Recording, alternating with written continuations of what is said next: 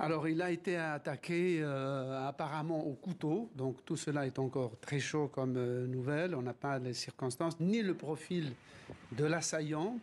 Donc, apparemment, on le souhaite, ces jours ne sont pas en danger, mais évidemment, l'émotion est très forte et surtout le choc.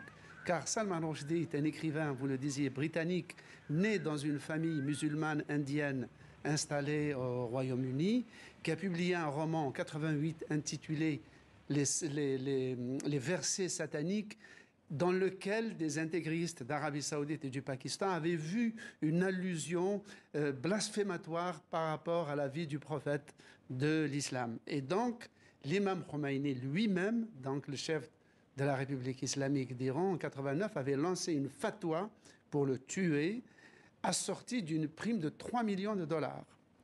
Ensuite, Rushdie a été mis sous protection des services de sécurité britanniques. L'affaire s'était plus ou moins tassée, mais à un moment donné, au point que les services de sécurité britanniques ont dit à Rushdie que ça coûtait trop cher de le protéger, qu'ils allaient donc cesser sa protection et que sa vie n'était pas tellement exposée. Ce qui l'a conduit à s'installer à New York, où il croyait être à l'abri, à 8000 km plus loin, à l'abri de toute menace. Jusqu'ici donc, il a continué à publier, à donner des conférences, à enseigner. Et voilà qu'aujourd'hui, il a été attaqué.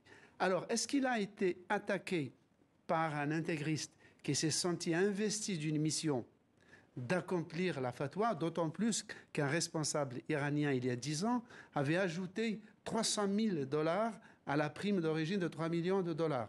Est-ce qu'il s'agit de ce cas de figure, ce qui ne serait pas étonnant, mais, étant à New York, aux États-Unis, il n'est pas exclu que ce soit un sociopathe qui se soit inspiré du cas, par exemple, d'un autre assassinat d'une vedette. C'est l'assassin qui a tué John Lennon, l'idole, la grande figure des Beatles à New York, a été assassiné comme ça, bêtement, en rentrant chez lui. Mais en tout cas, il était toujours en danger, donc. Et il était toujours exposé, bien qu'on ait commencé à l'oublier, et ce qu'il avait rendu un peu ce qu'il avait épanoui. Il pouvait se déplacer, donner des conférences en public, comme aujourd'hui, par exemple.